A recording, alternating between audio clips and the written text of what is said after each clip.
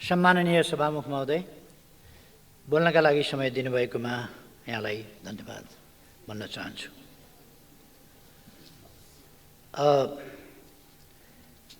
लगभग 1 महिना अघि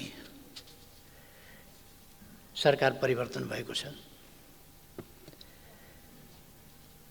र सरकार परिवर्तनको विषय लोकतन्त्रमा सामान्य कुरा नै हो। तर असामान्य ढङ्गले सरकार परिवर्तन भएकैले होला गठबन्धनका सत्तापक्षीय गठबन्धनका मित्रहरू असाध्य हौसिनु भएको छ। दसैँ आए जसरी केटाकेटी आँगनमा नाचे जस्तो नाच्दै ठिक गर्छ। 1 महिनासम्म आज पनि मैले बसेर सुने। धन्यवाद र बधाई के का लागि भन्दा 1 महिना केही नगरेको हुनाले धन्यवाद र बधाई। खुब चल्यो धन्यवाद र बधाई, बधाई धन्यवाद।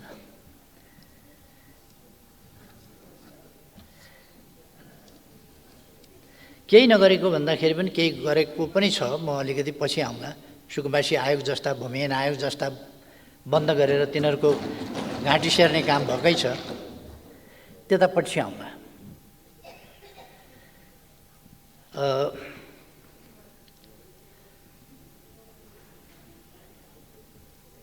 यो सरकार परिवर्तनको विषयलाई सायद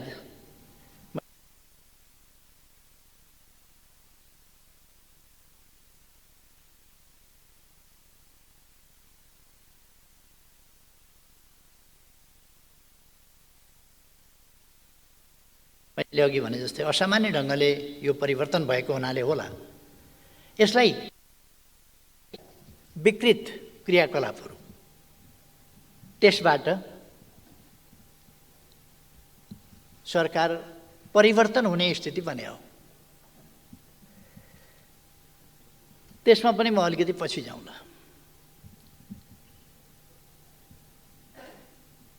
म माथि निकै प्रहार गरेको देखियो,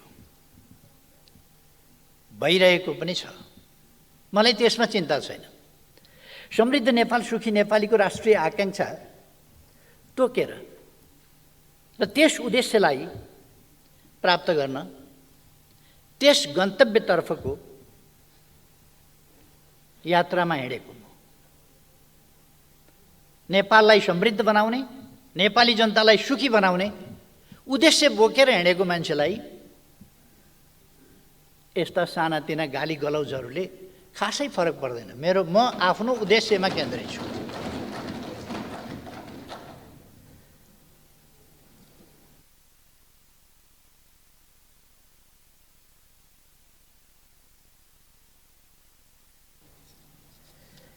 मेरा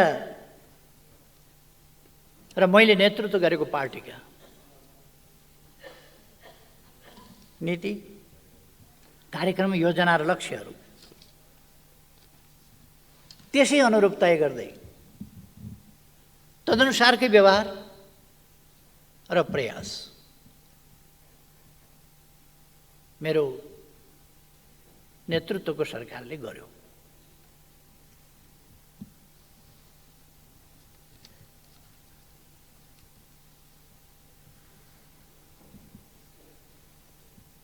मैले त्यो उद्देश्य प्राप्त गर्नका लागि, समृद्ध नेपाल, सुखी नेपालीको राष्ट्रिय आकांक्षा प्राप्त गर्नका लागि बहुतै उदार मनाका साथ, फराकिलो भावनाका साथ, लचिलापनका साथ चुनावी तालमेल, कुनै अपवित्र ढङ्गले होइन, पार्टी एकीकरण अपवित्र ढङ्गले गरिएको होइन, राम्रो उद्देश्यका साथ गरिएको थियो। र त्यसै गरी प्रतिपक्षसँग पनि संवाद र सहमतिको सम्मानपूर्ण व्यवहार र अभ्यास गरिएको थियो।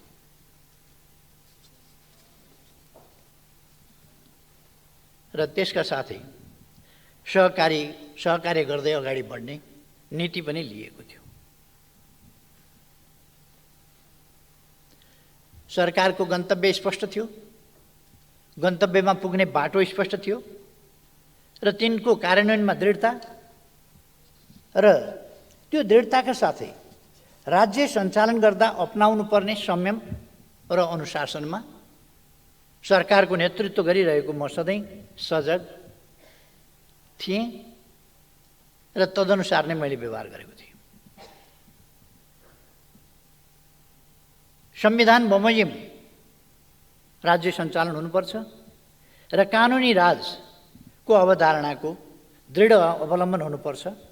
पूर्वाग्रह, प्रतिशोध र संयमहीनता र पक्षधरता जस्ता शासकीय दुर्गुणबाट आफूलाई अलग राख्नुपर्छ भन्ने मान्यतामा म सधैँ स्पष्ट, दृढ रहेर तदनुसारको व्यवहार गरेँ। उपयुक्त ठाउँमा उपयुक्त व्यक्तिको नियुक्ति, पदस्थापन स्वच्छ र पारदर्शी प्रतिस्पर्धाबाट गर्ने र राज्य सञ्चालनका नशाबाट कृपावादको छायासम्म, नातावाद कृपावादको छायासम्म पर्न नदिने मेरा नीति रहे।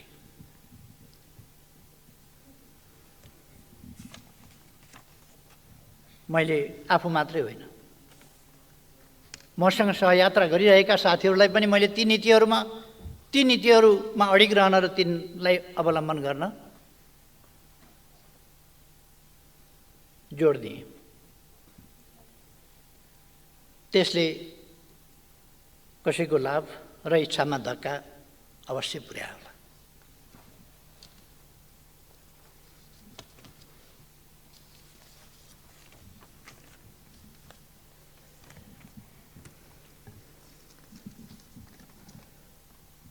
केही व्यक्तिहरूका इच्छामा मेरा नीतिहरूले जो मैले गलत कुराहरूसँग सम्झौता गरिनँ त्यसले तुच्छरापात पनि भयो होला। अपेक्षा तत्काल पुरा भएनन् होला या पुरा हुने लक्षण पनि देखिएन होला। मेरा कामले हासिल हुँदै गएको लोकप्रियताले छाती जलाएर असाध्य पीडा पनि भयो होला। त्यो आजकलका अभिव्यक्तिमा पनि देखिन्छ। म भ्रष्टाचार गर्दिनँ, अरूलाई पनि भ्रष्टाचार गर्न दिन्न भन्ने कुराले धेरै ठुलो असजिलो पनि पैदा भयो होला। कतिलाई धक्का पनि पर्यो होला। यस्तै कुराहरूले मेरा पार्टीभित्रै समस्या पैदा भएको दुनियाँलाई थाहा छ। मैले यसमा धेरै समय नलिउँ, के भयो कसरी आयो त्यो थाहा भएकै कुरा हो। सभामुख महोदय, म एउटा कुरा दोहोऱ्याउन चाहन्छु। म यो देश र यस देशका जनताको सेवाको निम्ति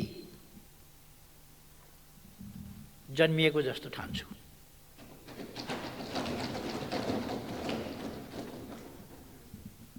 म प्रधानमन्त्री हुन जन्मिएको होइन, काम गर्दै जाँदा प्रधानमन्त्री पनि भएँ।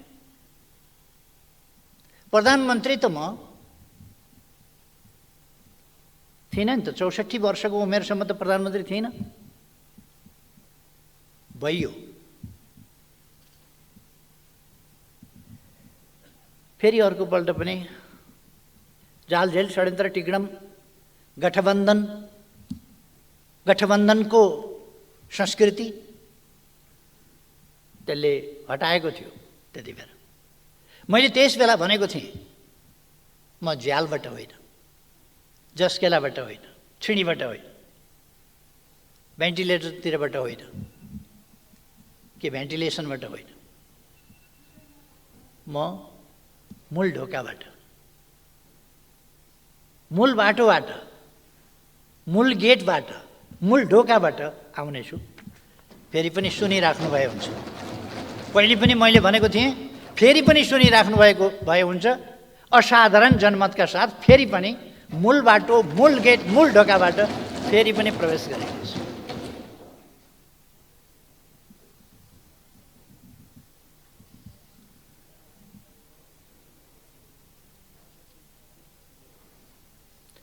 मलाई राम्रो ग्रह दशाले प्रधानमन्त्री बनाएको होइन।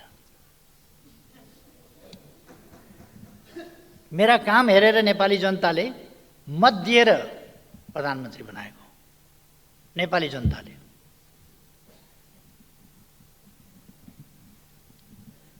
म विभिन्न पार्टीका नेताहरूका महत्त्वाकांक्षा, कुण्ठा, ईर्ष्या, जलन, अहङ्कार आदिको सम्मिश्रणबाट पनि प्रधानमन्त्री भएको होइन।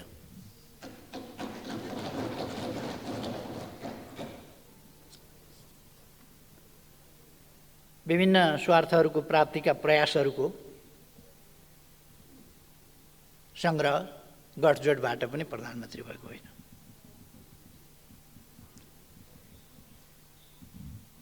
त्यस्ता विभिन्न असफलताहरूको फ्रिक्सन, त्यस फ्रिक्सनबाट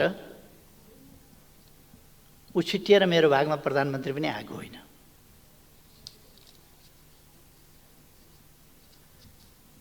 सभामुख महोदय, म कुनै जाली मुद्दा जितेर प्रधानमन्त्री भएको थिइनँ र म परमादेशबाट पनि भएको होइन, जनादेशबाट भएको।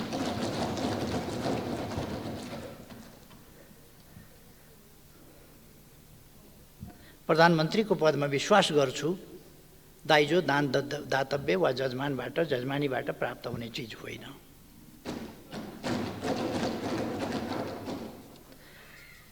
मैले पाएको प्रधानमन्त्रीको जिम्मेवारी नेपाली जनताले ममाथि प्रकट गरेको विश्वास हो र ममाथि विश्वास गरेर सुम्पिएको जिम्मेवारी हो।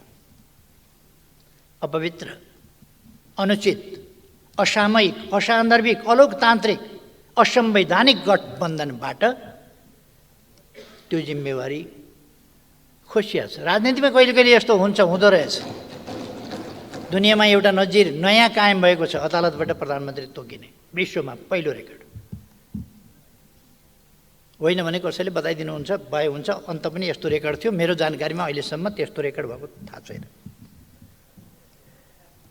म एउटा सत्तापक्षका मान्यजीहरूलाई आग्रह गर्न चाहन्छु, अदालतलाई धेरै विवादमा ल्याइरहनु पर्ने छैन। तपाईँहरू जसरी विवादमा ल्याउन खोजिरहनु भएको छ अदालतलाई, अदालतले जे गर्यो त्यसको समीक्षा होला, त्यसको मूल्याङ्कन होला। त्यसका वाक्य र शब्दको इतिहासले मूल्याङ्कन गर्ने नै छ। कोही पनि इतिहासको खरो मूल्याङ्कनबाट उम्किन सक्दैन। एकछिन होला, अहिले तपाईँ हामी पार्लियामेन्टमा छौँ। हामी कहिले कहिले त मान्छेले मर्छु भन्ने पनि बिर्सिन्छ र असाध्य दम्भ देखाउँछ। कहिले कहिले मान्छेले सधैँ म यहीँ भइरहने होइन है भन्ने कुरा पनि बिर्सिन्छ र दम्भ देखाउँछ। म त्यसो गरिरहनु आवश्यक ठान्दिनँ।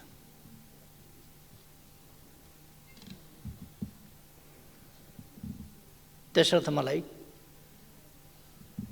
प्रधानमन्त्रीबाट हट्नु परेकोमा किञ्चित चिन्ता छैन। चिन्ता अदालत जस्तो सबैले विश्वास गर्नुपर्ने संस्थाको विश्वासमा कमी नहोस्।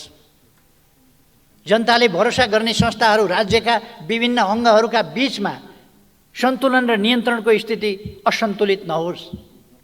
कुनै पनि अङ्ग र निकायले आफ्ना सीमाहरू उल्लङ्घन नगरोस्।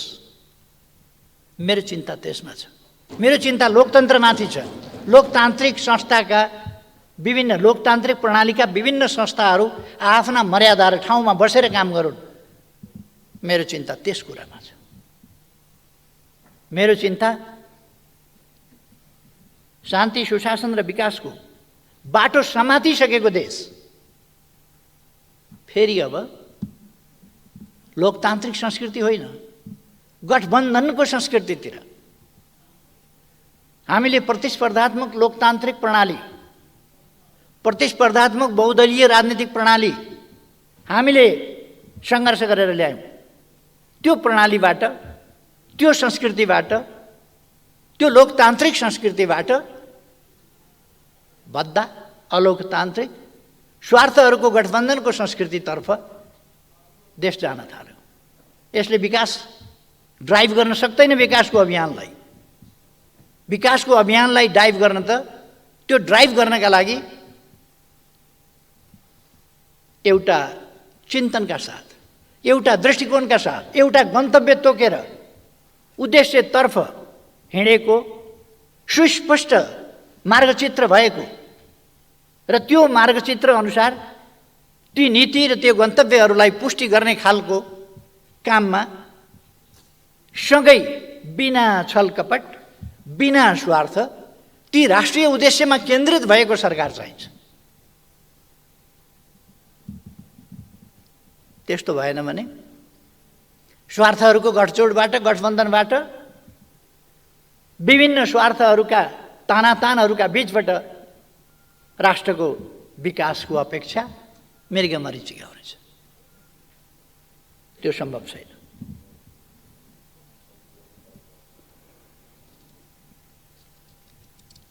विकासको बाटो समातिसकेको, शान्तिको बाटो समातिसकेको, सुशासनको बाटो समातिसकेको, एउटा जनतामा एउटा आशा भरोसाको परिस्थिति निर्माण गरिसकेको अवस्थामा अब देशको भविष्य के होला? स्पष्ट छ। 1 महिनाको समय त खेर गयो। बहुत राम्रो गठजोड छ तपाईहरुको। सरकार त बन्न सकेन, पुरा हुन सकेन। कति 4 जना मन्त्री कति लिएर हिँड्नु भएको छ। सबै मन्त्रालय आफै कहाँ राख्नु भएको छ। मन्त्रालय दिनभरिमा घुमेर पनि भ्याउनुहुन्न। अनि के हुन्छ? 1 महिनाको समय त खेर गयो। शुभकामनाको लहर अब 14-15 महिना अरु चल्नेछ। बधाईको लहर पनि 14-15 महिना चल्नेछ। प्रतिपक्षलाई गाली गर्ने पनि 14-15 महिना चल्नेछ। यसैमा 14-15 महिना त जान्छ। भोटोको फेर समातेर आँगनमा नाच्दा नाच्दै जाने भयो तपाईहरुको समय। माया लाग्छ।